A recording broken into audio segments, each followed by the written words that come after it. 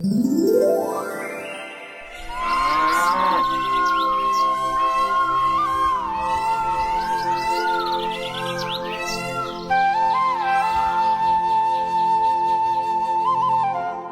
ओ आर्यन, पूरे 6 महीने बीत चुके हैं और तेरा कर्ज ब्याज समेत पहाड़ जैसा खड़ा हो गया है। अगर जल्द पैसे नहीं चुकाए तो अगले महीने से ये रकम 2 गुनी हो जाएगी। फिर मत कहना कि सेठ जी हम गरीब हैं, इतना बोझ नहीं उठा सकते। इसलिए बोलता हूँ जल्दी से मेरा पैसा लौटा दो। सेठ जी, ऐसा मत बोलिए। आप तो हम गरीबों के माई बाप हैं। अगर आप ही हम पर रहम नहीं करेंगे तो और कौन करेगा? हम कहाँ जाएंगे सेठ जी? घर में 2 बूढ़े माँ बाप बीमार पड़े हैं। सारा पैसा उनकी दवाइयों में चला जाता है। आप बस कुछ सालों की मोहलत दे दें, मैं दिन रात एक कर दूंगा और आपका पाई पाई चुका दूंगा। मुझ जैसे गरीब पर भरोसा करिए सेठ जी। क्या कुछ साल और? अरे ओ आर्यन के बच्चे, मैं यहाँ दिनों की गिनती कर रहा हूँ और तू सालों की भीख मांग रहा है। मैं तुझे 1 साल तो क्या 1 महीने का भी समय नहीं दूंगा, समझा तू? मैंने बहुत समय से दिया तुझे, अब और नहीं। मालिक, ये गरीब लोग बस बातें बनाना जानते हैं, मगर इतना जिद कर रहा है तो कुछ समय दे दीजिए। वैसे भी 1.25 लाख रुपए ये कहाँ से लाएगा? सही कहा रामू। आर्यन, कान खोल कर सुन ले। मैं तुझे 2 हफ्ते का टाइम दे रहा हूं और 2 हफ्ते के भीतर 1.25 लाख रुपए नहीं लौट आए तो ये घर मेरा होगा। फिर सोच लेना अपने इन बीमार माँ बाप को लेकर किस सड़क पर सोएगा। अभी तो मैं जाता हूं, लेकिन 2 हफ्ते बाद दोबारा वापस आऊंगा। चलो रे रामू, इन लोगों ने तमाशा बना रखा है। अगर गरीब हैं तो मर क्यों नहीं जाते? वैसे भी धरती पर बोझ कम होगा। सेठ के जाने के बाद आर्यन घर के अंदर जाता है। अंदर उसके बूढ़े और बीमार माता पिता जो अंदर सब सुन रहे थे। क्या हुआ बेटा?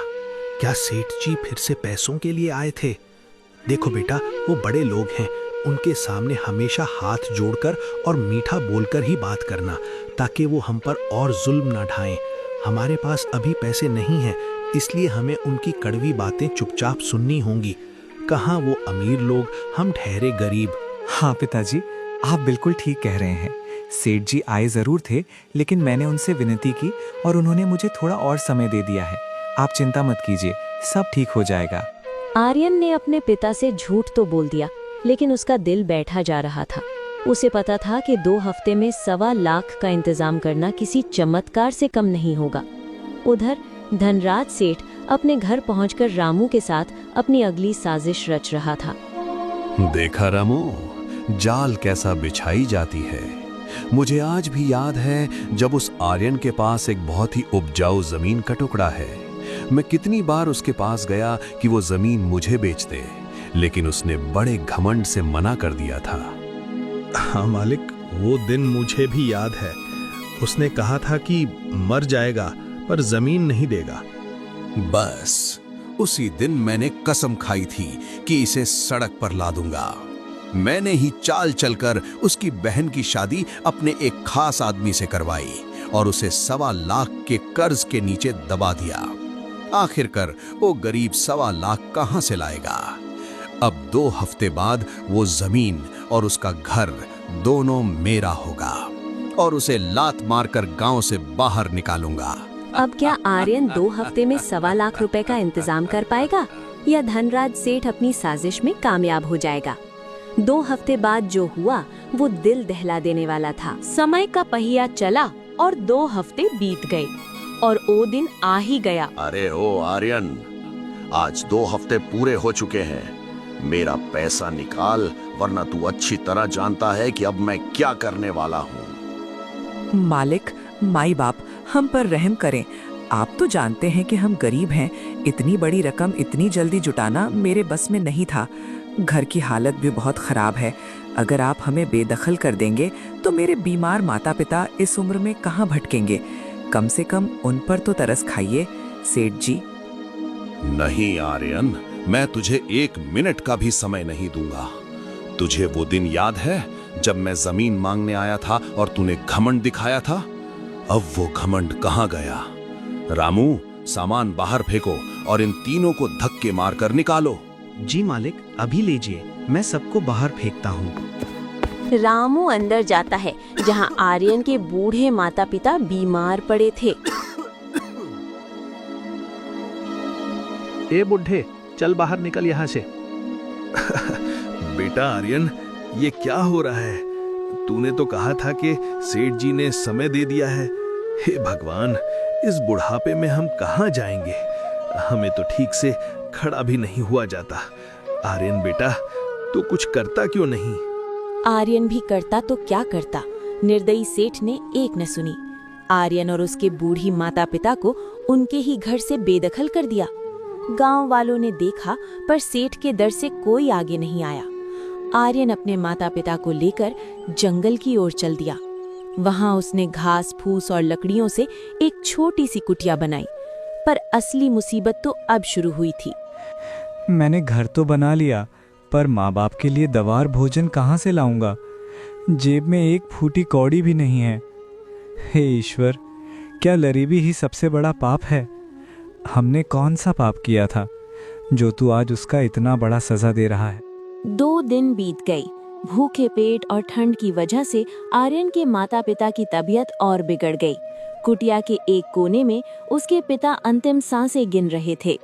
आर्यन बेटा, अब हमें जाने की इजाजत दे। भगवान ऊपर से बुला रहे हैं। हमारे पास दवा के पैसे नहीं हैं और अब शरीर भी साथ नहीं दे रहा। शायद हमने अपनी बेटी की शादी उस सेठ के पहचान में करके बहुत बड़ी गलती कर दी। अब हमें जाना होगा। अपना ख्याल रखना मेरे बच्चे। नहीं पिताजी, आप ऐसा मत बोलिए। माँ, आप तो हिम्मत मत हारिए। मैं कुछ ना कुछ इंतज़ाम ज़रूर करूँगा और आप लोगों के लिए दवा का इंतज़ाम करूँगा। हे भगवान, मेरा सब कुछ छीन लिया, कम से कम मेरे माता पिता को तो मत छीन। तू रो मत मेरे बच्चे, आज नहीं तो कल हमें जाना ही है। और तू अपने आप को कभी अकेला मत समझना। मेरा आशीर्वाद हमेशा तेरे साथ रहेगा मेरे लाल। तू एक दिन बहुत बड़ा आदमी बनेगा और उस लालची सेठ को हराएगा। लेकिन कुदरत को कुछ और ही मंजूर था। बिना इलाज और भोजन के एक ही रात में आर्यन के माता पिता उसे इस दुनिया से छोड़कर चले। आर्यन अब अनाथ हो चुका था। उसके दिल में दुख से ज्यादा अब बदले की आग जल रही थी। अब वो अपने माता पिता के मौत का बदला लेना चाहता था। मैं कसम खाता हूँ, जिस सेठ ने मुझे अनाथ किया, जिसने मेरे परिवार को तबाह किया, उसे मैं एक दिन ऐसा सबक सिखाऊंगा कि दुनिया याद रखेगी। अब मैं अपनी बहन के पास जाऊंगा, शायद वो मेरी कुछ मदद कर सके। आर्यन अपनी बहन संगीता के घर पहुंचा। संयोग से उसका पति, जो सेठ का आदमी था, घर पर नहीं था। भैया, आप इस हाल में बिना बताए? और माँ बाप कहाँ है? वो साथ नहीं आए? माता पिता की तबीयत तो ठीक है ना?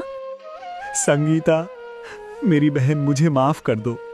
मैं उन्हें नहीं बचा सका। उस जालिम सेठ और तुम्हारे पति ने मिलकर हमें बर्बाद कर दिया। उन्होंने धोखे से जमीन ली और फिर हमें घर से निकाल दिया। क्या ये सब उन्होंने मिलकर किया? भैया, मैं भी अब इस पापी और खूनी के साथ नहीं रहूंगी। मैं आपके साथ चलूंगी और उस सेठ से बदला लेकर रहूंगी। नहीं संगीता, अगर तुम मेरे साथ आओगी तो मेरा संघर्ष और मुश्किल हो जाएगा। तुम यहीं रहो और उन्हें शक मत होने देना। अगर तुम सच में मेरी मदद करना चाहती हो तो मुझे कुछ उधार दे दो। मुझे फिर से खड़ा होना है। भैया, सारा हिसाब तो वहीं रखते हैं। मेरे पास बस ये 5 रुपए ही बचे हैं। आप इन्हें ही रखिए। अभी के लिए आप मेरे घर में ही खाना खा लीजिए। नहीं संगीता, भूख तो लगी है, मगर मैं अभी खा नहीं सकता क्योंकि उन्हें गए काफी समय हो गया। अब वो आते ही होंगे। लेकिन ये 5 रुपए ही मेरी तकदीर बदलने की चाबी है। तुम देखना बहन, इन्हीं 5 रुपयों से मैं साम्राज्य खड़ा करूंगा और उस सेठ के घमंड को मिट्टी में मिला दूंगा। आर्यन वहां से निकलकर एक दूसरे गांव में निकल जाता है। नए गांव के बाजार में पहुंचता है। उसे भूख लगी थी तो वो एक खाने के ठेले के पास गया। भैया, ये समोसा कितने का है? देखने में तो बहुत अच्छा लग रहा है। जरूर ये बहुत महंगे होंगे। अरे नहीं, बस 1 रुपया साहब, खाइए और पेट भरिए। क्या? सिर्फ 1 रुपया? भैया आप मेरा मजाक तो नहीं उड़ा रहे? अब 1 रुपए में समोसा कहाँ मिलता है? नहीं भाई, इस गांव में आप जो भी लेंगे सबका दाम 1 रुपया ही है। चाहे आप समोसा लें या सोने की अंगूठी, सारा दाम 1 रुपए। लगता है आप इस गांव में नए आए हैं। आर्यन का दिमाग चकरा गया था। जिस दुनिया से वो आया था वहाँ गरीब को एक रोटी के लिए तरसना पड़ता था और यहाँ हर चीज सिर्फ 1 रुपए में थी। उसने अपनी आंखों पर यकीन करने के लिए गांव के बर्तन वाले से पूछा, भैया क्या ये पीतल की थाली भी 1 रुपए की है और वो बड़ी हांडी भी 1 रुपए की है क्या? हाँ भाई, आप नए लगते हो। यहाँ नियम पक्का है। गिलास लो, थाली लो या पूरी दुकान, हर चीज का मोल बस 1 रुपया है। हमारे राजा साहब बड़े दयालु हैं। उन्होंने ये नियम बनाया है ताकि कोई भूखा और गरीब न रहे। वाह रे भगवान, जहां एक तरफ धनराज सेठ जैसे जालिम हैं, वहीं दूसरी तरफ ऐसे परोपकारी राजा भी हैं। अब मुझे समझ आया कि मुझे यहाँ क्यों भेजा गया है। इन 5 रुपयों से मैं अपनी किस्मत को पलट कर रख दूंगा। आर्यन ने समय बर्बाद नहीं किया। अगली सुबह उसने अपनी बहन के दिए 5 रुपयों से ढेर सारी ताजा सब्जियां खरीदी, पूरी एक ठेला भरकर। वो उस ठेले को खींचकर वापस अपने पुराने गांव के बाजार ले गया। आइए भाई बहनों, ताजा सब्जी, सस्ती सब्जी, बाजार से आधी कीमत पर सिर्फ 20 रुपए किलो। लूट लो भाई, लूट लो। जल्दी आओ, कहीं हाथ से निकल न जाए। जल्दी आइए।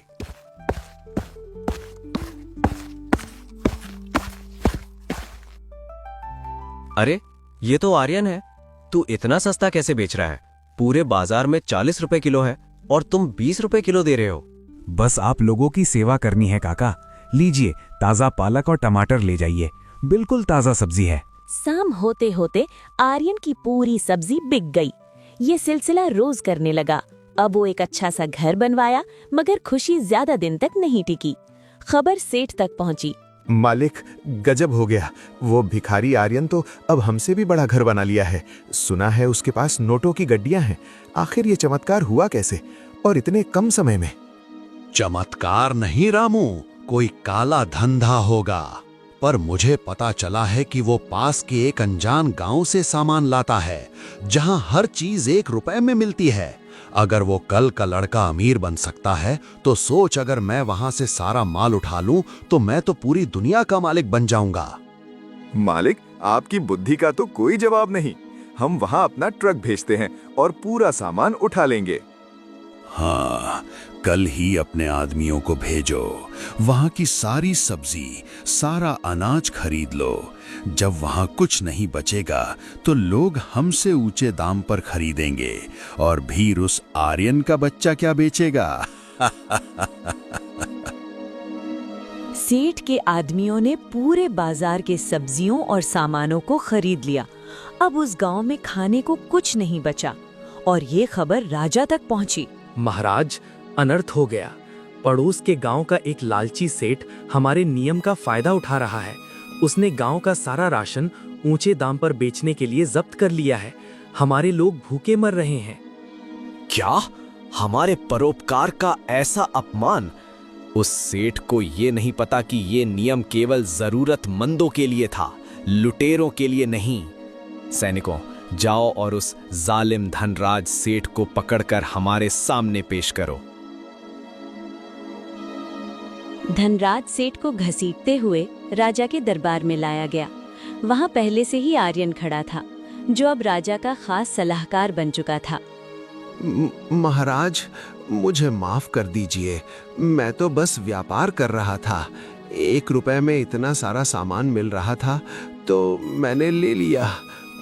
व्यापार नहीं सेठ, इसे पाप कहते हैं। याद है तुमने मेरे माता पिता को घर से निकाला था? तुमने कहा था कि गरीब बोझ होते हैं, उन्हें मर जाना चाहिए।